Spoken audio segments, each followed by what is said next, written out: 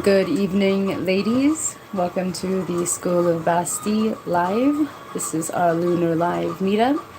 I hope you're all doing very well this evening. We're going to start off with some prayers, go over the current classes, the most substantial classes that we've had so far, and talk a little bit about what's going to be coming in the next couple of weeks. Believe it or not, we only have 3 more classes after tonight. There will not be a class tomorrow morning. This counts as that class. Cats are present, so I'm going to ask everybody who's present to join me in the opening prayers of Bast. Sharm. Okay, you ready? Yeah. Sharm Saheret Net Bu'e Sharm Saheret Net Bu'e. One more time. Sharm Saheret Net Bu'e. Thank you. Thank you.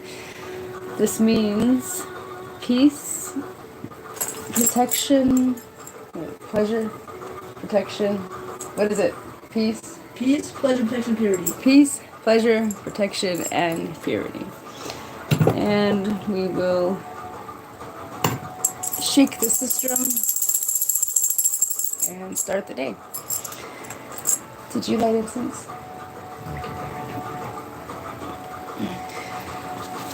This is a prayer from the Two Lands Oracle.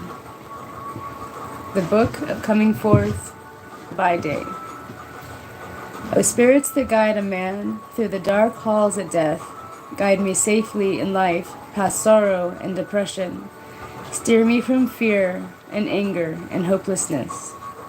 The ways of making indeed wondrous, the child born of its mother, the sun rolling into the sky, the song rising from the lips, the world springing from the word of God. I am Ra, from whom time began, rising, a red feather in the wind, turning and turning.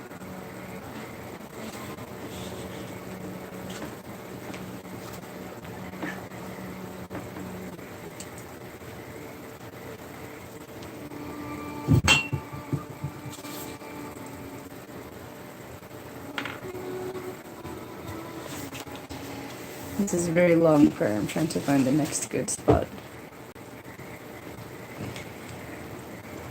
I smell a change coming, a shape turning leaves in the wind. Write it down, they said, and I wrote it down. It seemed I was not so much recording what I had seen, but remembering what I already knew.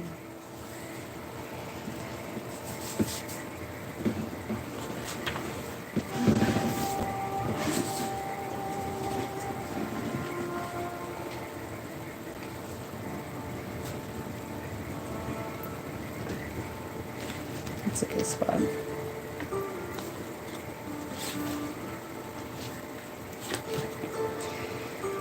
"1,400 years before Christ even walked this earth, and for about 150 years after, my tribe, our people, called a holy land in the Nile Delta, we called it Bubastis. At least that was one part. That was the main area of the city, the main area of the temples. It wasn't really a city. It was just a collection of temples and a garden. And then after the Holy Roman Empire came, they scattered us back out to the deserts, and we could only bring our teachings, our writings, and our animals with us. And so I'm really, really proud to be able to bring those teachings back to anybody who wants them, needs them, is called to them, now in a different time, in a different era, on a different platform, and with a much broader reach. We're going to start with reviewing the classes so far. And we will discuss anything if anything needs to be discussed. I don't know if anybody's in yet. Not yet. Start with class 1, Raising Feminine Value. suburbs? Do you have a lot of land? Or do you just travel?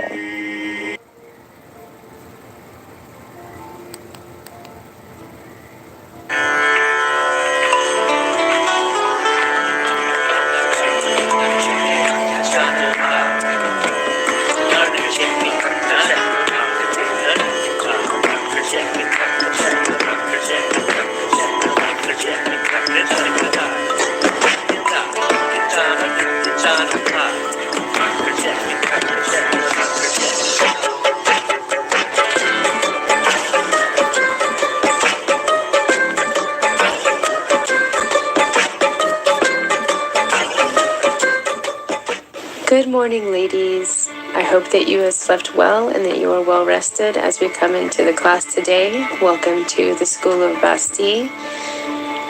My name is Nefer Saiu. I will be your teacher this next quarter. I am looking forward to spending this next winter with you all, learning and growing and finding out what it takes to be a good, high-value woman in a modern world.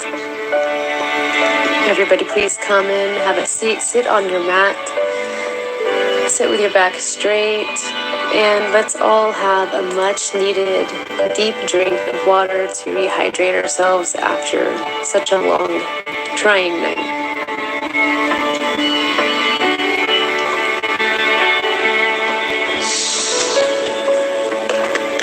Okay, everybody take a deep breath. Sit cross-legged, place your hands in your lap, palms open, and take another deep breath. And just be in the moment.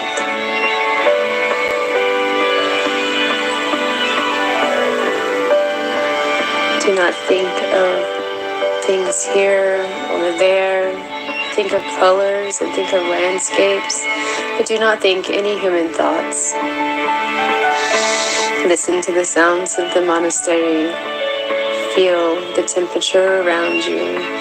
Feel the rise and the fall of your breath. And just be in the moment. The day has not yet started. You can take this time for yourself to wake up properly and be your best. Or to be your best. It is a really, really important thing to be able to spend a few moments before you get out of bed, before the day has even started. I like to do it before the sun even rises. I like to wake up at 3:30 and get the spirits in check and make a mental and emotional connection with the environment and with the spirits. Check in with my ancestors and just wake up in gratitude, but not really spend it with anybody else or for anybody else. Just a few minutes just to be in the moment on this plane of existence for yourself, with the spirits, with the Most High.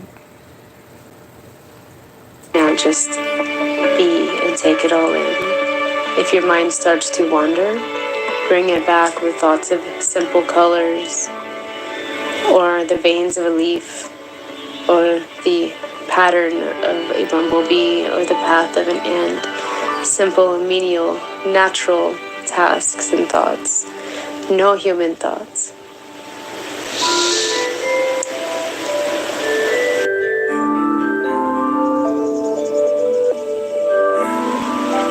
Good morning, everybody. Neo Nutua. Today's lesson focuses on observation and awareness. Our tribal ancestral teachings are centered around learning from the behaviors of our animal brothers and sisters. At the School of Basti, we'll be learning from the cat. Not so much the wild. Unfortunately, a lot of the woke ideology and a lot of the more progressive movement regarding polyamory and all of those nonsensical things, they are trying to encourage people to be more beast-like, and unfortunately they are using the cat more and more because, as you know, cats do like to cuddle, and they're not really particularly selective of who they cuddle with, so they're using the cat as their spokesperson to, be beast-like. What I mean when I'm talking about this, we learn from the most highest qualities and the most spiritual qualities of animals. And we don't resort to being beast-like in that way, but in the way that a cat can observe things in a heightened sense, we find that admirable and we apply it to our teachings. Cat, though some of her qualities still show through. We will be learning from the domestic cat and how she reacts to the world around her, as well as the impact she has on her world. First and foremost, Cat knows everything about her environment.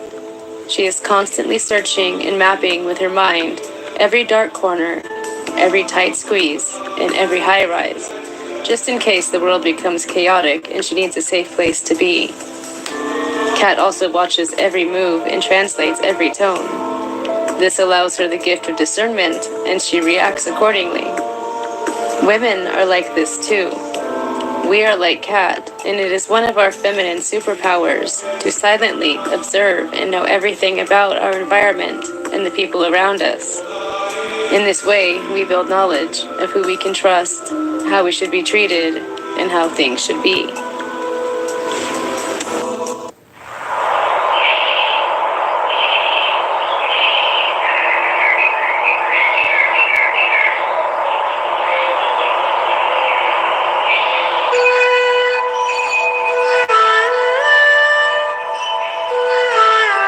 Breathing techniques are very important when it comes to spiritual growth and being able to maintain your calm in really stressful situations. I think between 2019 and 2022, I had a constant reminder of square breathing and using mantras. Mantras combined with square breathing just kind of helped me get through those first initial very turbulent years of my spiritual growth. Those were the very early days of really coming to understand the call and follow the path, walk the path, know the signs, see the signs.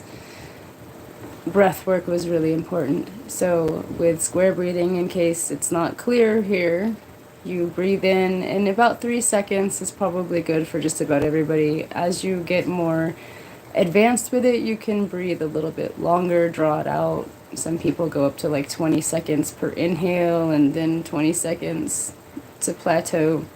Well, let's start with 3. And you're going to breathe in for 3 seconds. You're going to hold it for 3 seconds.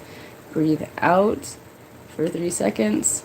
And hold the exhale for 3 seconds until we begin again. This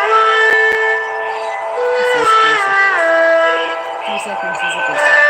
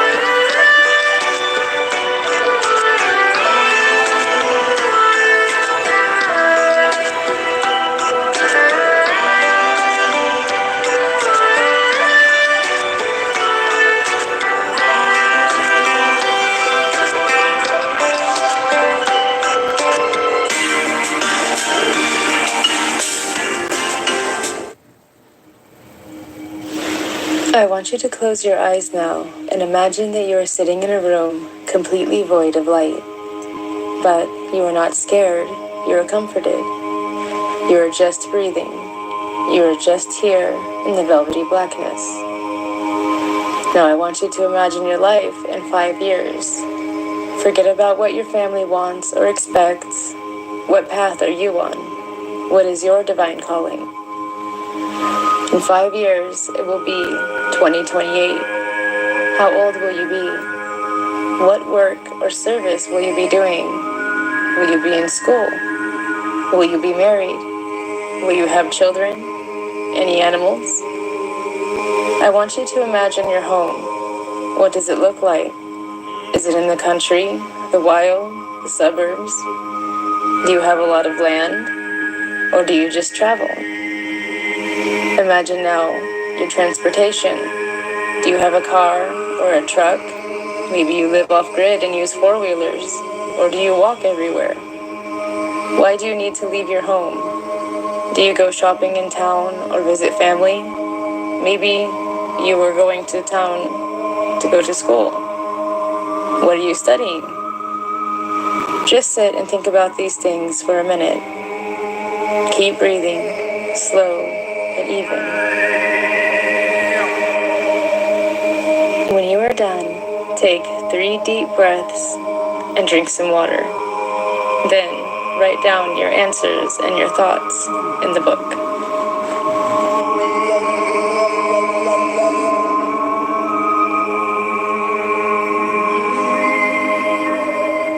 Welcome to our... So if anybody is here, please put into the live chat or into the comments what your 5-year plan is, what you see your 5-year, like where you're going to be, your 5-year vision. Please put that into the comments so that we can work on manifesting those goals and we can discuss that. I'm gonna skip past this because it's not necessary. This is the yoga section and then the homework, which we'll discuss. Your homework for this week. This week, I want you to spend time working on your observation skills. I want you to spend as much time watching and listening to people, animals, situations. And I want you to take notes of things like, well, today I noticed that Dad paid Mom a compliment and she lit up and she smiled like I've never seen her smile before. And because she was happy, she did more stuff around the house, or she made us an extra meal. Or maybe something like, I was hanging out with my friends and they were making fun of so-and-so and he laughed along with them, but I could see in his eyes that he was really hurt. Just write down those little things, keep track of them throughout the week. And, if there's anything notable, share it in the comments down below. Share your experiences. Otherwise, we're going to be talking about it on our Lunar Live meetup this quarter.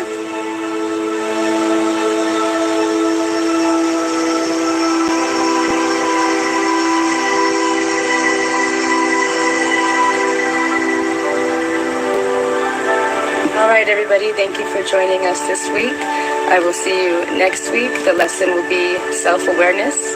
And here is Guru to sign us out with the virtues of Basti. I don't want to do that again because then we'll close it out and then we'll be in trouble. Anyway, so I'm going to leave it here for just a minute. And I'll put myself right there where the autumn is. There we go.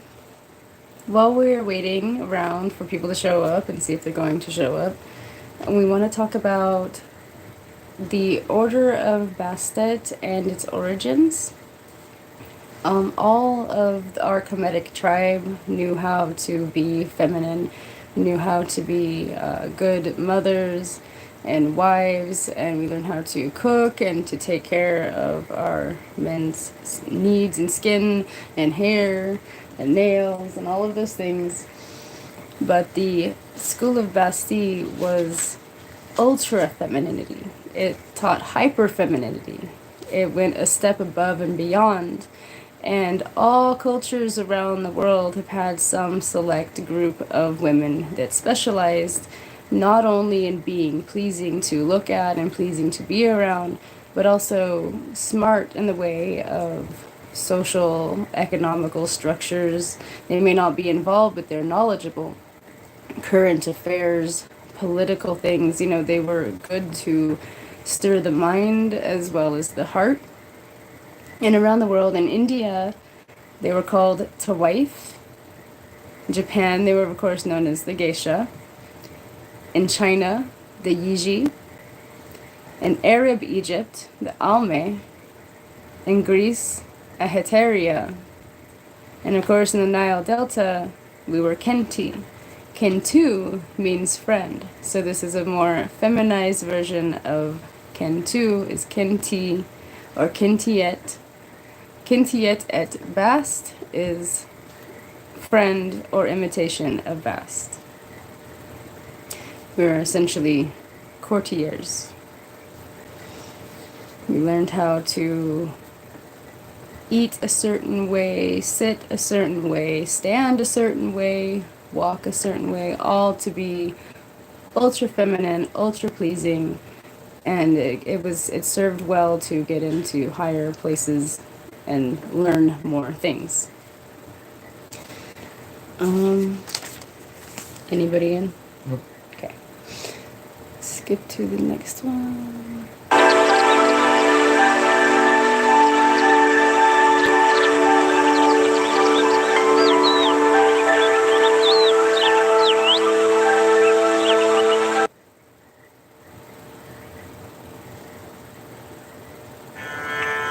This is the supplemental beauty on a budget.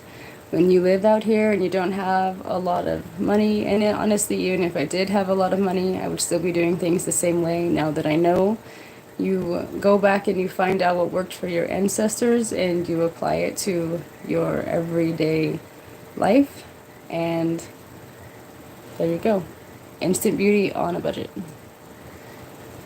Scan my head here.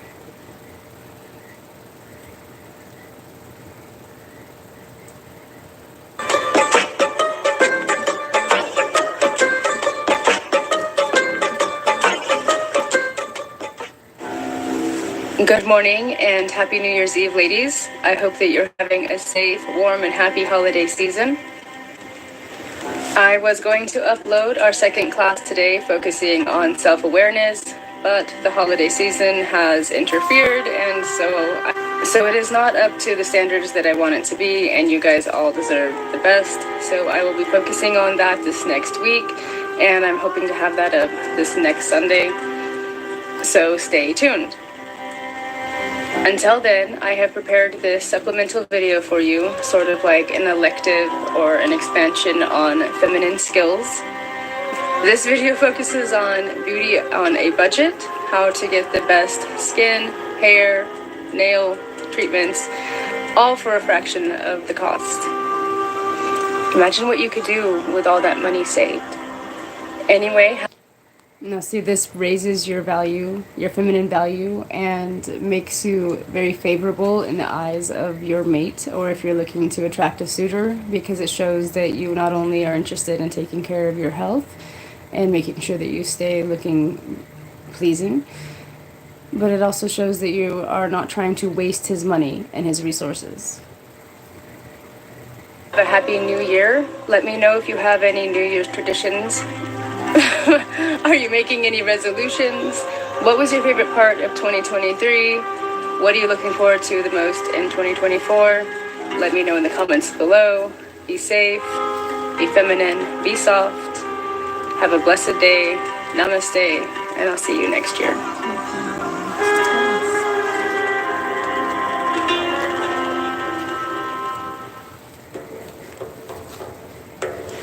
One of the unique qualities of a high-value, divine woman is the ability to essentially make something out of nothing. Of course, we need a little something to get us started, but we appear to manifest things out of thin air. For example, a very simple ingredient, such as the oat, commonly used to make breakfast and cookies, can also be a fantastic skin and hair product. For us, it is simple. If it cannot be eaten, it should not go on the skin. I honestly don't even know how much I'm saving on beauty treatments these days, but I know it is substantial, and I haven't found a single thing on the market that works as well. And believe me, I have even tried $400 Dead Sea black magnetic sand.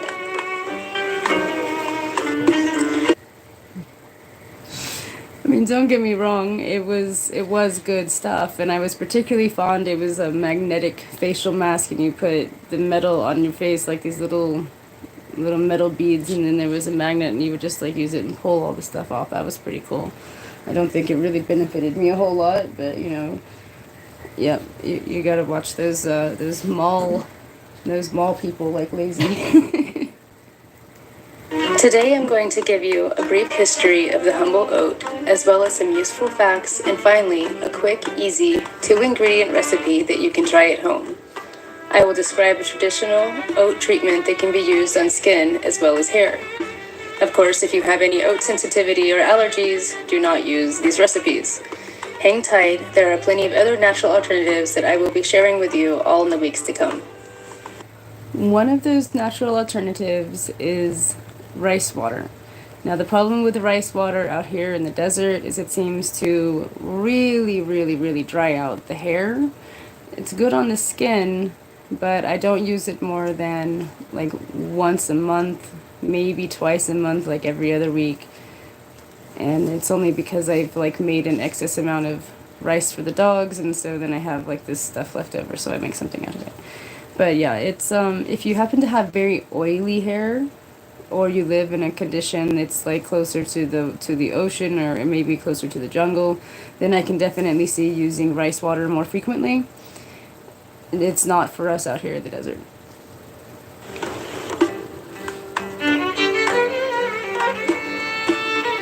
The use of oats as a health and beauty product was first recorded, of course, in ancient Egypt more than 4,000 years ago. The first known use of oat in skincare dates back to as early as 2000 BC in Egypt. Around this time, and in the subsequent period of ancient history that followed, people used oats to great effect as a treatment for skin irritation, eczema, and other conditions. Indeed, so well regarded was the use of oat as a skin-soothing remedy that many of history's most celebrated authors wrote enthusiastically of the fact. Ovid even recommended the use of oatmeal for skincare. Given the lack of tools and technology available at the time, this pioneering oat literature remains nothing short of remarkable.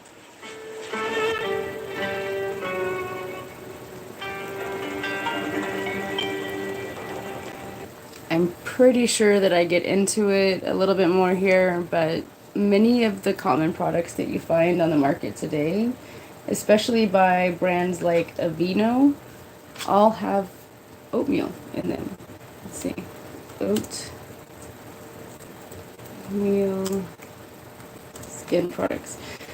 If you go to a hotel, most commonly they give you milled oat soap. It's the most common thing that you can find at a hotel. And even if we did at Great Wolf. Yeah. Yeah, the one at Great Wolf Lodge even has it. So yeah, see, Aveeno is, I don't even know if that's showing. Those are all the products that have oatmeal in them, and Aveeno is one of the very top ones. And we're talking about $30 for a Calm and Restore Triple Oat Serum for sensitive skin. It's a serum, and it's probably the stuff that I make almost every single day. The super slimy stuff that comes from it, the slimier the better. That's what we say with the skincare, natural skincare. And it costs probably less than $5 a month to make. $46 for this one. Something from Sephora, a cleansing balm, $13. It's not Drunk Elephant though. But most of it's by Aveeno. I think the cheapest one that I'm seeing here is $13 to $16. Yeah, make your own. Save yourself some money.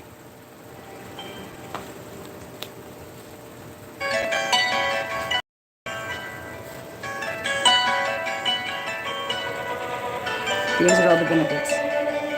Some of the benefits.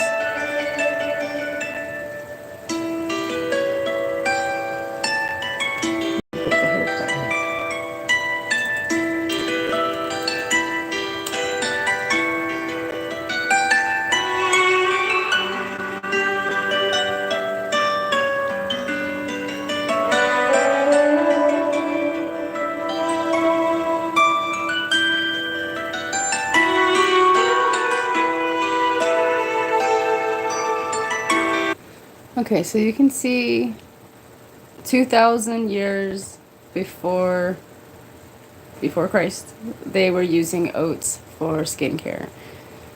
And this is between 30 BC and 880. It was still being used, but then it kind of dropped off, and nobody really thought about it again until like the 1930s, where it made a resurgence, and it hasn't stopped since. Every year they found more and more scientific backing to why oats are good for your skin and your hair.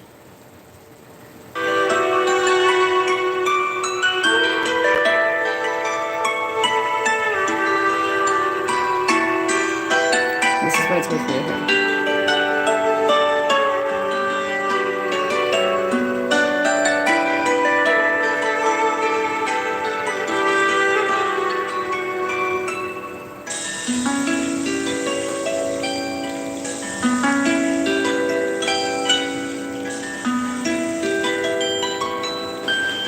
Alright ladies, here is the traditional oat hair and skin treatment.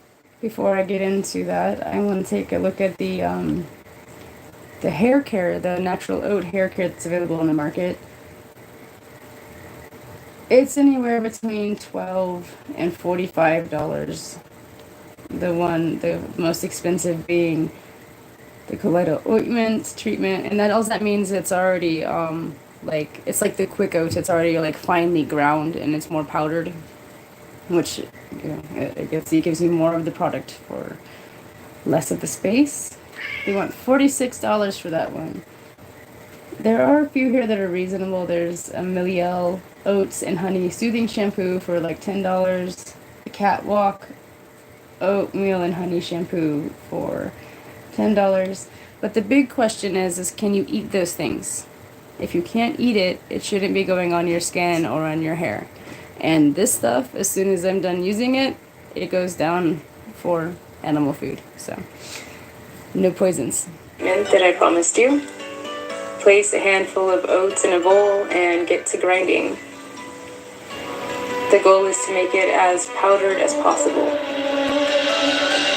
You can buy the instant oats at the store and not have to grind so much. But if you do get rolled oats and you just make sure you grind it. The more fine ground it is, the better. I suppose you could always just use quick oats in place of traditional rolled oats. Where's the fun in that? There you go, nice and powdered.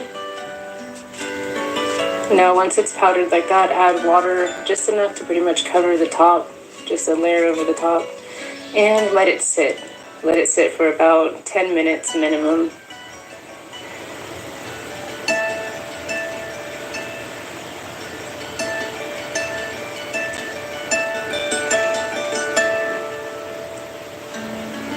This is after about 10 minutes of setting. You can see it's still pretty thin.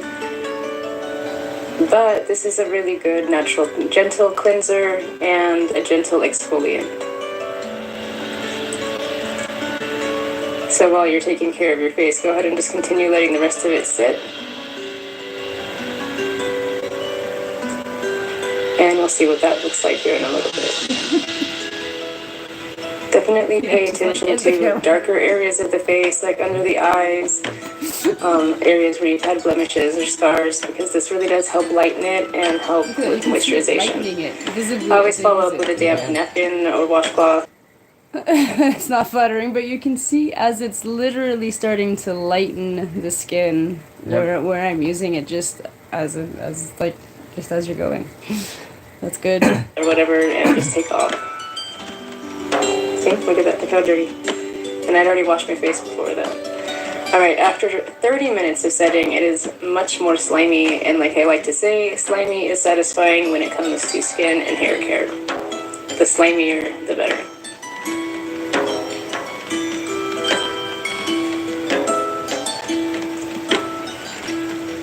Honestly, if you can get it to set overnight, that's like the best that you can use for your skin and your hair. If you let it sit too much longer than that, though, there's a chance that it starts to smell a little sour, and that works okay on your face because you can wash it off. But when it's in your hair, it tends to stay in your hair for a while, and it's a little bit off-putting. Now, this layer you will leave on your skin. But again, pay attention to your problem areas that get very dry. As you saw before with the facts, oats are good for dry skin, they're good for oily skin, and they're good for hair. And of course, as you let it sit, slimier it will get. And even if you can just try to make it sit overnight, that's like the best formula you can use, but you may actually have to do more like washing of your face afterwards.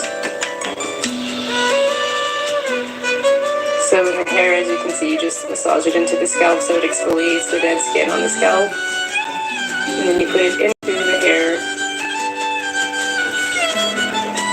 almost like, a mask for your hair. You just saturate it. I'm using a paper towel, but you can use a brush or you can use other tools. Just dampen your hair, scrub it in. The best thing, honestly, for distribution of the oatmeal in your hair is like a boar hair brush, or like a soft bristle brush or a medium bristle brush. We're limited here, so I use a lot of paper towels. And at one point I did say, when doing the face, I want to backtrack. I said, you can use a washcloth or something. Don't use a washcloth. That's not what I meant. I meant a paper towel. Paper towels don't contain the little nooks and crannies that bacteria likes to settle in on towels. So don't blot your face with a towel. If you do use a washcloth, rinse it off really well, and then don't touch it with anything else. Just let it air dry. I'm using a pick here to separate everything out again. And then I like to pin it up on top of my head in the top knot. And I leave mine overnight, most generally. Let it set.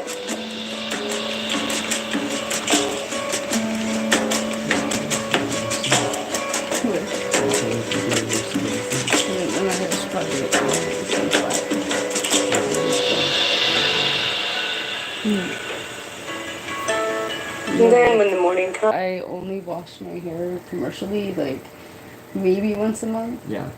And I guess it is kind of coming up on that. But yeah, see, I haven't done it since. Just used the oatmeal treatments, and it's still, but I have to do the oats again too. Okay. Yeah, it's flat, but yeah. Yeah, see, I haven't washed my hair in over a month, and it's still shiny, it's still good. It's not sticking to my head too much. I have to do another oatmeal treatment probably tonight. It's a little thin, but it's also that time of year I shed every year.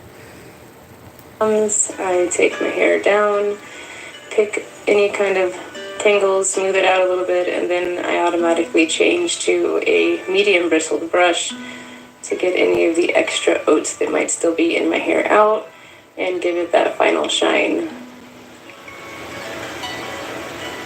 I'm currently going through my yearly shedding phase, so I'm trying to be as good and nourishing to my hair as possible. It's a brush.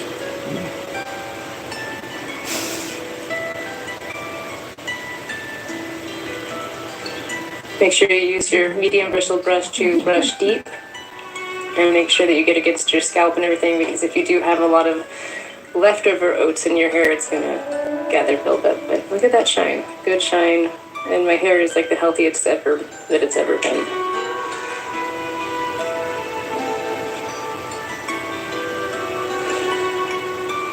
All right, well, that's it.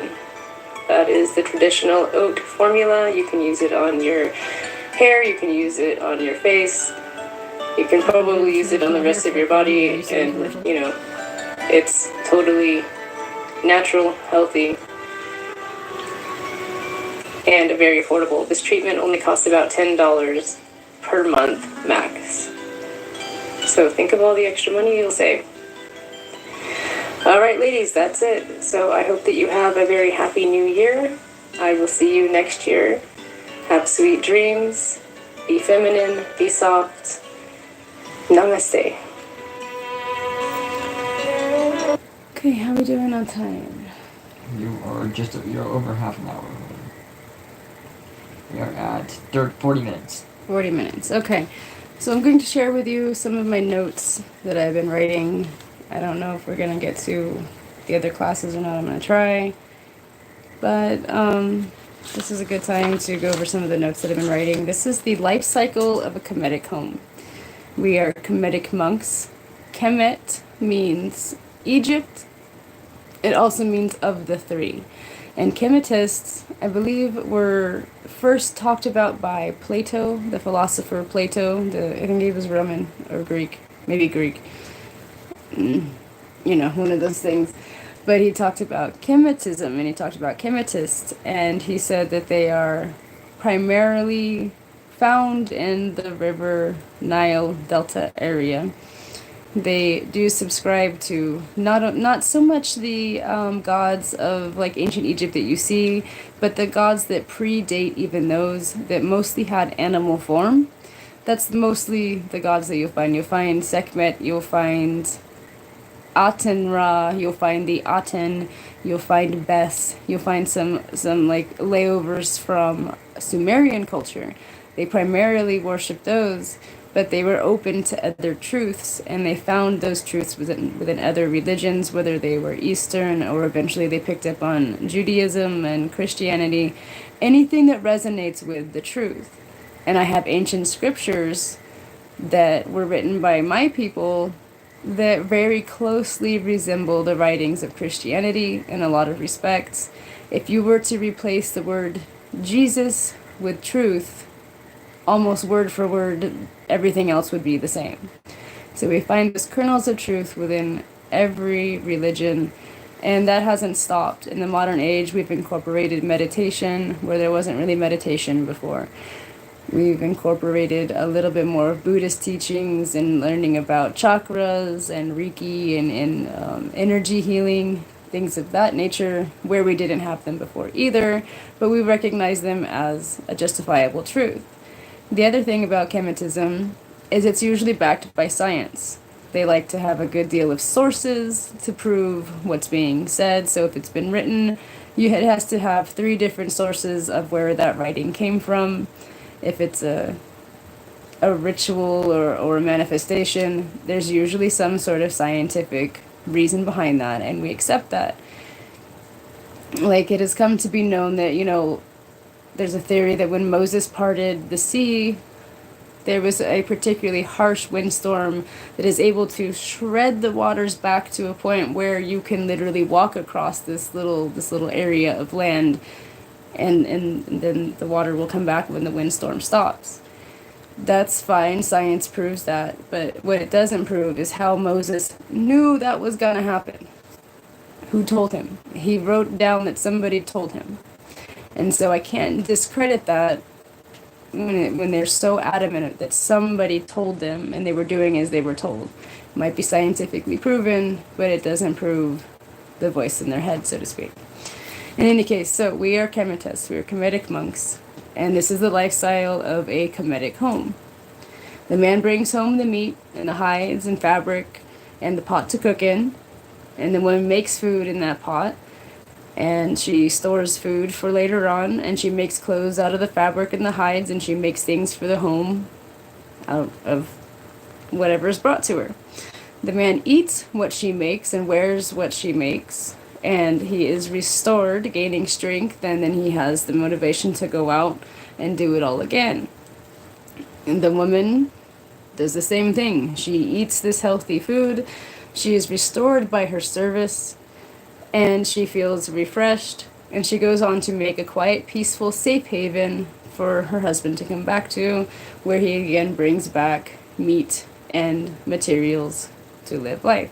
And somewhere in there, of course, they end up raising children and teaching them those same ideals. But it very much is between a man and a woman, it's a cycle. It's a give and a take and a give and a take.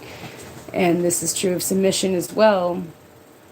A lot of women like to withhold affection from their men because they think that it's going to inspire them to do better, to do more. But on the flip side, you give him a little taste of that peace, and then it inspires him. So I think it's like, a chicken and egg situation. But either way, once you get it going, there is a cycle. A give and a take.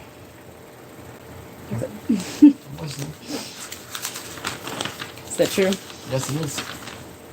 and tell him, you bring me a pot to cook in, and I will fill that pot for you to eat. Well, in finding the next thing, we'll go on to the next video, the next class.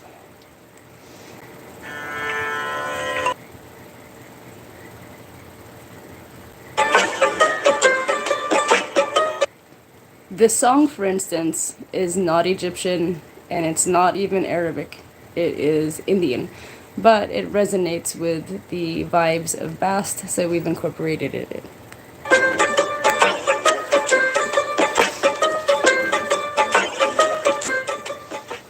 Good morning, ladies. Happy New Year and welcome back to the School of Basti. This is Nefer Saiu. I am glad to be with you here today, and I hope you had rested well last night. Good morning. Come on in and have a seat on your mat. Sit up nice and straight, and let's go ahead and have a good, much-needed, refreshing drink of water.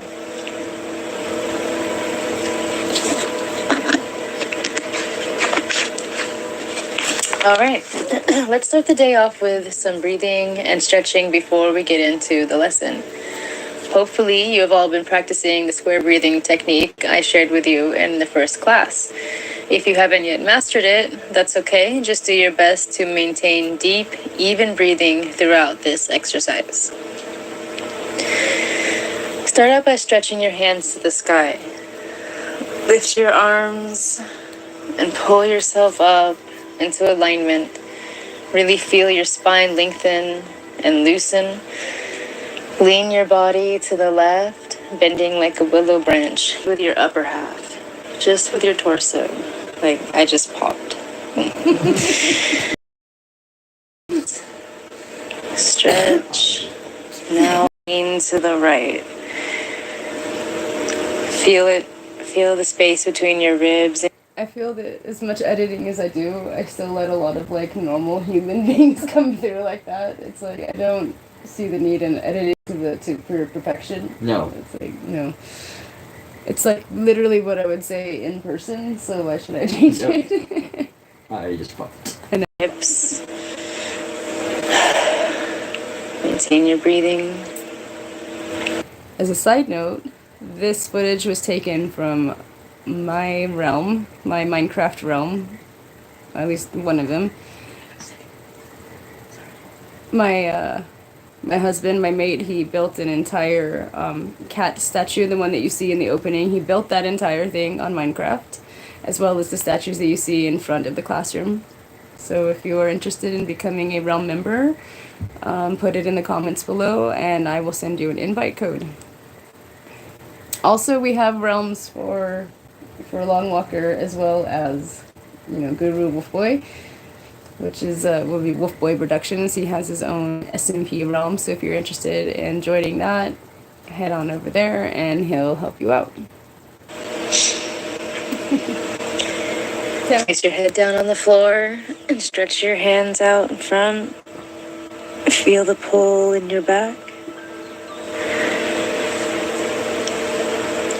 Come back, look up at the ceiling, arch your back like a cobra.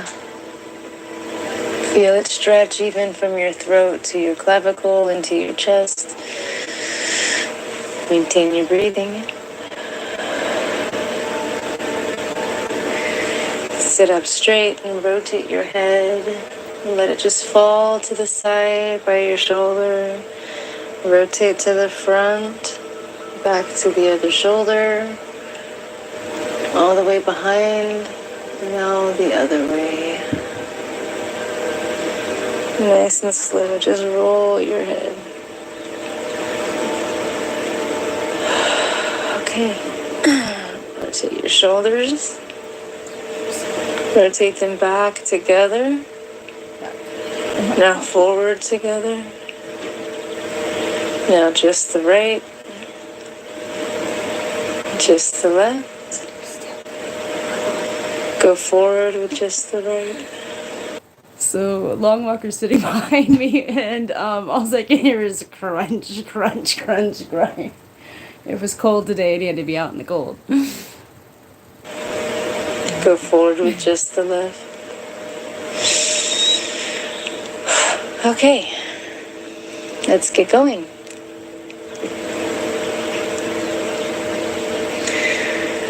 I want you to sit and bring your mind to all of your body parts, starting with your toes. Start with your toes and think about everything that makes you, you, from the toes to the tip of the hair. Wake up with each of those parts. Wiggle your fingers, wiggle your nose, bite your lip a little bit, move your ears if you can do that. And then think about even the tiniest strand of hair. And mentally thank your body for all of the work and service it does every day to provide itself as a vehicle for you to get from place to place, for you to be able to learn and experience things and have fun. Think of all the little things that you take for granted, like being able to walk without pain or without too much pain. And if you can't walk, then you in your arms. And even if you're bedbound listening to that, you still have breath in your lungs and the will to listen, and that is something to be grateful for. So often, it is easy for us women to internalize situations, make them about us, and we can miss the opportunity to step outside the situation and see how we are contributing to it. We don't see our subtle attitudes and disappointments and how they can agitate other people or cause them to treat us differently. In short, it is not always them. In fact, it rarely is. Sometimes it is us. The fact is, if you want to be a queen, then you have to learn how to approach situations with a peaceful, even-tempered, quiet authority. Yes, we have voices. Yes. It is natural for women to be chaotic. Throughout all of the histories of people talking about their mythology and everything, it's most generally the women that are the problem creators and the men are the problem solvers. One of my favorites is the story, I believe it's Vishnu and Parvati. I could be wrong. It's Hindu. In any case, from space, this torrent of water came in the form of a goddess. Well, the form of a goddess was in the water, but in any case, she wanted to. I think she wanted to only love and nourish the land, right? She didn't. She wasn't coming out of anger. She came. She was just flying toward Earth, just wanting to smother it with all of her love and life-giving nature. Well, the god, I think it was Vishnu, saw this coming, and he says, no, they're not going to be able to handle that, and so he captured her within the strands of his hair and wrapped her up in that, and then let a single strand develop and let the water go down to earth, and that water became the river Ganga. So men have always been there to temper the temper, to quell the chaos and make order of the chaos. That doesn't mean that we cannot rise above it on our own and be mindful of that and put a more mindful effort in to be softer, quieter, and not so chaotic. It is possible to think things through most of the time, the only exception probably being at the moon time when you're thinking rather irrationally. The time will come to use them, but our voices become meaningless the more that we talk. I know that in this class, we usually refer to the cat for our lessons, but today I'm going to take a page from the book of Wetra, the book of horses. When I was just a young girl, learning about horse medicine, I was taught by a Sioux native named Guani Ponyboy. He taught me one story that made so much sense, not just in the terms of training and riding horses, but as a metaphor for life as well. It went like this. A young woman had a particularly loud and harsh way about her when asking her horse to stop. She was rough on his reins and harsh and almost panicky in tone when pulling him up, no matter what the speed. It did not matter if she was in an arena, on the trail, alone, with others, going fast or just walking. It was the same tone. One day on a trail ride, her horse spooked hard and broke out at a dead gallop across the New Mexico desert. She screamed and screamed, but the horse took the bit and ran. He ran into one of the canyons of the area and bashed his rider's knees on the rocks, tore her through trees and bushes, and finally turned toward a huge ravine. Barreling down on it, the poor rider could only pray and possibly dive off the horse. But either way, it was not likely that the horse was going to make it out of this without serious injury. The horse noticed the ravine at the last second and sort of slid and fell to a stop. Her rider just sat there shaking, unable to speak, her life flashing before her eyes. When Gawani showed up, he looked at the horse, frothing and heaving, and the woman shaking, knees bleeding, hands bashed, face scratched and pale. He asked her how her horse was supposed to know the difference between a true life or death situation or not, when her tone always indicated that they were in some sort of immediate danger. She had desensitized the horse to the point where he just didn't have faith or trust in her communication. Everything sounded urgent, so therefore there was no difference to him when they were in actual danger. A calm, rational rider knows how to communicate with her horse. She knows how to use tones. She speaks little, she speaks softly, so that when she does get loud, you know that there is a reason and you sit up and listen. Women tend to do this to men as well. We talk and talk and talk and cry over stupid things too often sometimes and get angry over little things so much that when we really get hurt and say something, it gets brushed away and muddled up with the rest. We must learn to say less, to speak more softly, but we must never forget how to voice our needs and concerns. We must never repress our crying. We simply need to learn to evaluate the severity of our emotions. Do we need to nitpick everything? Do we need to stress over everything? Or should we better choose our battles? So many of the things that bother us today, we won't even remember 5 days from now. So maybe just let the little things go. In addition to this, we must learn to be self-aware, aware of how we look to the world, to our ancestors. Would they be proud? How do we sound to others? We must learn to look at ourselves through the lens of a higher power. In the West, the word submission is quite literally a dirty word among feminists and many other boss bee type females. I once shared a story of how a traumatized woman is a masculine woman, right? Is that it? Yes. And I shared it from my 13-year-old son's Facebook because it was a male-oriented thing. Within minutes, I had a woman coming on and saying that that sort of thinking was toxic, that nobody should have to submit to anybody else in order to be happy. Submission doesn't mean you just lay down and take it no matter what it is. You still have discernment. It's just a faith in something bigger than yourself.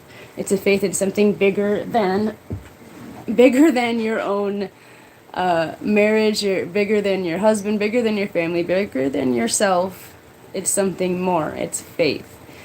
And so having submission just means you're taking that leap of faith and you're going to say, okay, I'm going to step back into this position and I'm going to see where you're going to lead us. And if you're worthy, then I'll give you more. And if you step up, I'll step down. But for some reason, submission is a very dirty word here in the West. It needs to be redefined. You still voice your concerns. You still have good communication, and you still have discernment. You don't just stay with somebody because they're beating you or stealing from you or cheating on you. But you don't jump out of it either just because you're bored or things have become unromantic for you or you feel like they're not listening today. You might be able to step back and say, okay, well, it was just me. That, or he was just busy. I don't know. It's just one of those things. Submission is not what they think it is. I'm just gonna let this go. Here is your homework for this week. We live in a day and age where almost every girl is in front of a camera at least once a day. And yet very few take the time to really look at themselves, to really hear themselves. I want you this week to videotape yourself doing mundane things. What do you look like sitting around the house? What do you look like spaced out watching YouTube or playing on your phone? How much time did you spend doing those things? How do you sound interacting with your parents at the end of the day? How do you sound interacting with your peers? How many times did you complain? Take note of that and all of that and the good things that you did too. Did you read a book? Put groceries away? Feed the cat? Record it. And then watch it back and try to view it from the perspective of God or aliens or your ancestors. What would they have to say about it? Write your findings in your book so we can share them during this quarter's Lunar live stream. As always, have a blessed day. Namaste.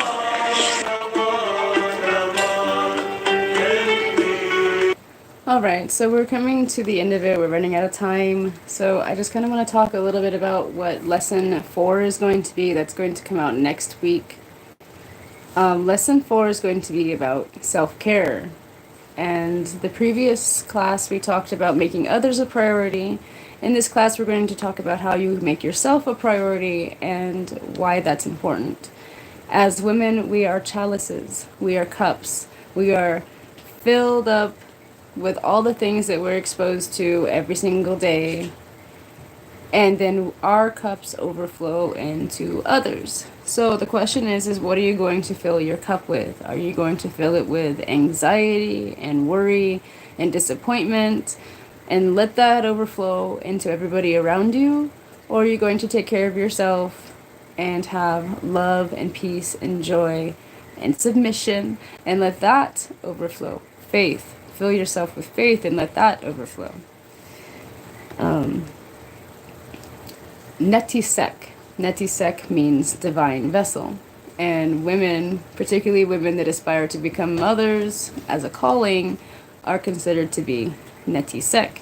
If you're Nefer Netisek, that means you're the most righteous, the most beautiful, the most perfect divine vessel. And that's something that we should all aspire to be. And that means just doing righteous things, not being self-righteous, but truly serving, sacrificing, and putting yourself into your job to take care of your family, or whatever it is that whatever your job is. For me, it's taking care of the family and shepherding us to a higher spiritual purpose.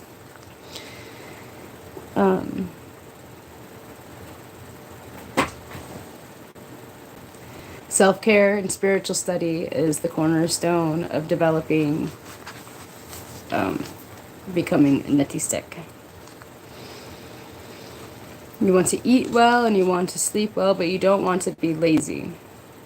You can take naps, but be productive.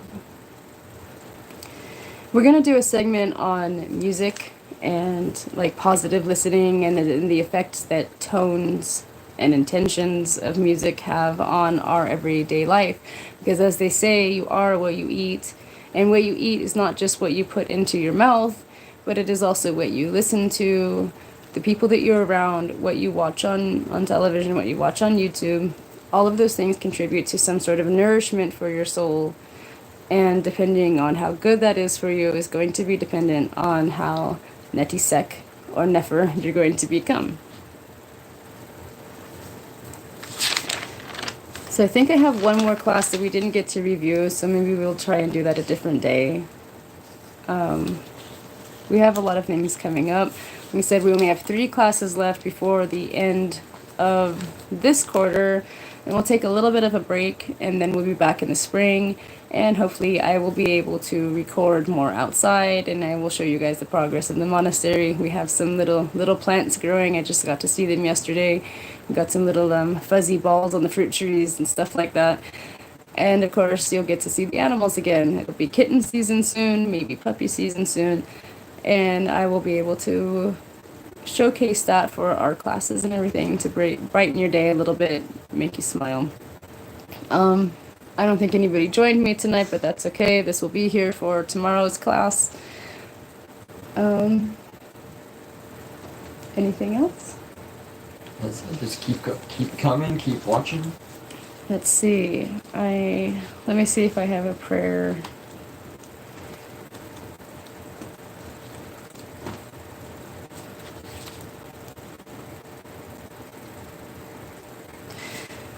I'm going to close it with a hymn to my goddess. My goddess is the goddess Sekhmet. She is the original, more fiery version of Bastet.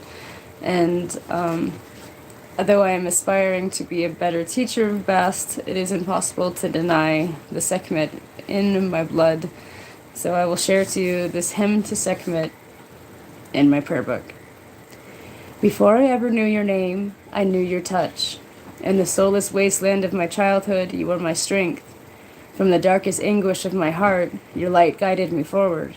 You succored me when it seemed no one else cared. You tempered me when it seemed I would fail in the simplest of devotions. Beloved mother, I say beloved sister, in the bitterest hour of my need, I tasted your fire. I drank of its strength. I was blessed with your love and your protection. Your fire, Sekhmet, is my joy. Your embrace is my comfort and my homecoming. Sister Sekhmet, anneal the clay of your warrior's heart. Keep me, goddess, from all complacence. Burn me free of all hubris, lady of courage and strength. Fierce goddess, teach me the law of your fire, that I might know you in strength as well as in sorrow. I would bring you joy as well as tears, laughter as well as the fervor of my battle-hungry heart. Nourisher of my heart, lady of the house of life, you who are the force against which no other force may stand, may I ever find favor in your sight. Homage to you, beloved Sekhmet. And that's where I'm going to leave you all tonight. I will see you next week. I'll be posting videos and shorts throughout the week. Stay tuned. Namaste. May Bast be with you.